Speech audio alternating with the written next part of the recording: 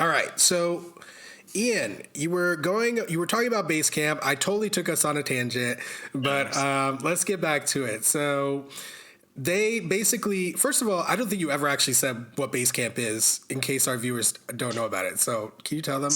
So yeah, it's a company and a product that um, the company's the same name as the product, but the product itself is like a project management tool, I believe. That I don't know of too many people actually that use it, but the biggest thing about the company is that for years they've been kind of like on the they've had a lot of cultural cachet within like the tech industry because of they're espousing uh you know maybe nicer capitalism, right? So basically, make your have your workers work like a lot less hours or something, or like here's like a more humane like management approach, or like you don't need to orient your company toward like maximum profit all the time. You could just have just enough profit and be able to live a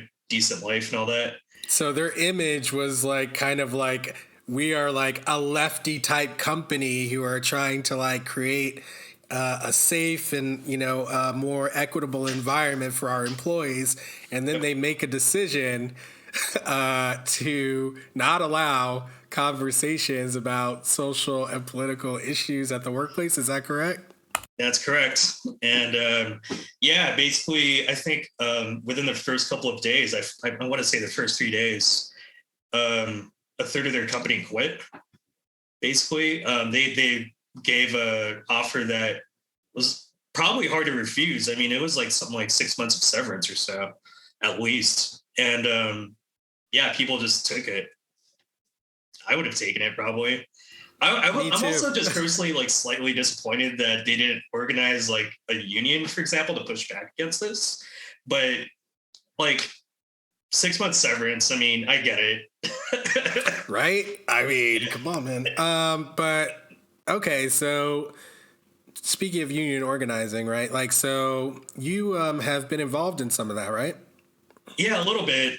So yeah, I would probably say I've done like two actions kind of that honestly failed and became kind of a tire fire.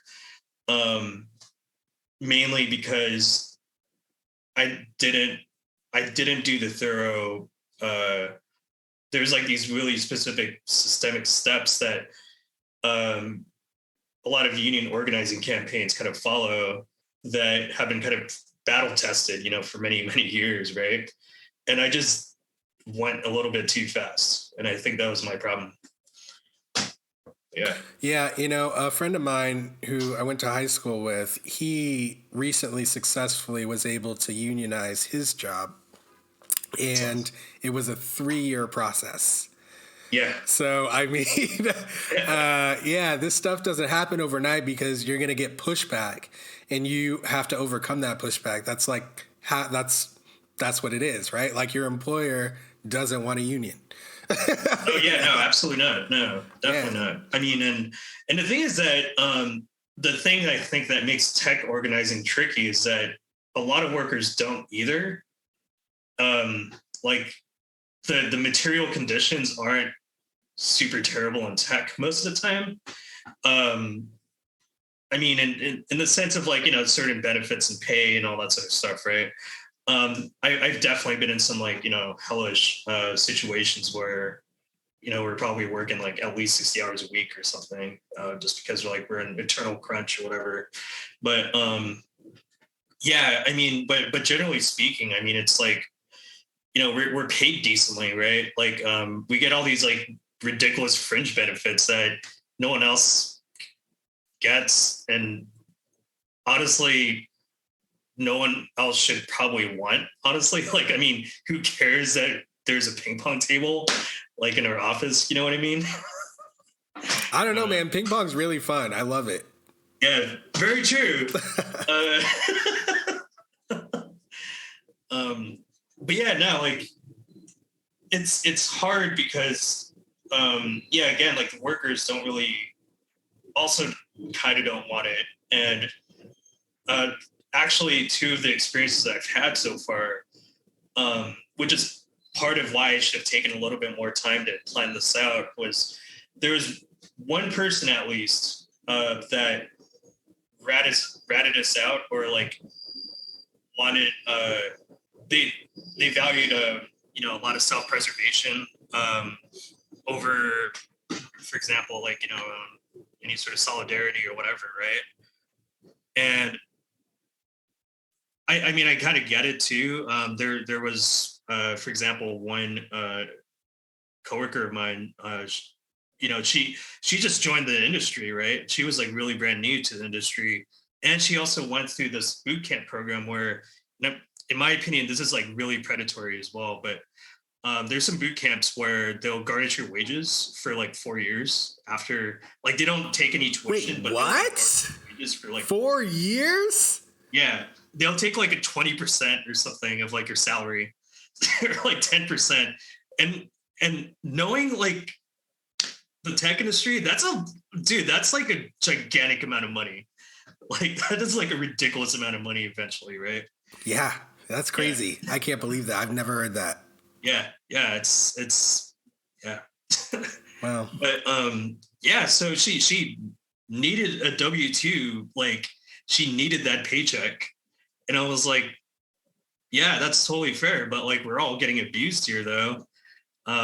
This sucks, but like, that's how they divide people, right? Is by, everyone's in a bad situation, you throw out a lifeline.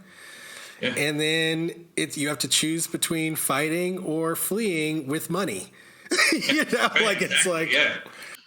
I mean, most people don't want to fight, right? So that's the issue. Basically, using human nature against us. Yeah. No, absolutely. That's a good point. Yeah. Yeah, and I don't know. There's groups out there, like the Tech Workers Coalition, for example, that have a lot of folks that are involved. And I'm just kind of like a passive observer on Slack, on their Slack server, but I don't know if there's any other tech workers tuning in right now, but basically that would probably be like one of the better resources to check out if you're planning on organizing your workplace. But yeah, I think just like chatting with folks on there would probably be something I should probably do a bit more often, just to get a better understanding of like other people's experiences and whatnot. Yeah, and there are successful examples of unionization efforts, like Kickstarter, the NPR Media Division, and a few other tech groups as well. But yeah. Awesome. Yeah, good advice. I think that that's true of anything, right? You definitely want to do your research and like make sure that you go in with somewhat of a solid plan. Like I'm definitely a risk taker myself, personally. I'll divulge that. Like I am not risk averse whatsoever, really. In fact, I have to consciously place limits on myself in order to make sure that things don't get out of hand. And so, it's very important to make sure that like you don't rush into stuff, and especially if you're going up against basically a superpower, right, in forming a union. Because basically it's not like that information about unionizing is only available to people who want to unionize, right? It's available to your employer as well. So they're going to have their own playbook that's like a counter playbook to your playbook, and then they're going to try to stop you. So, yeah, I mean, even if you fail, the first time, I think my friend who I told you established a union in 3 years, probably you could say after the first year there was like a kind of failure, right? Like, but just continuing to keep at it, reorganizing the campaign and whatnot, and getting the vote. Thanks for watching. For access to the full-length conversation and all of the 2-hour-long unedited conversations that I've had on race, click the support link in the description below. Thanks for your support and see you next time.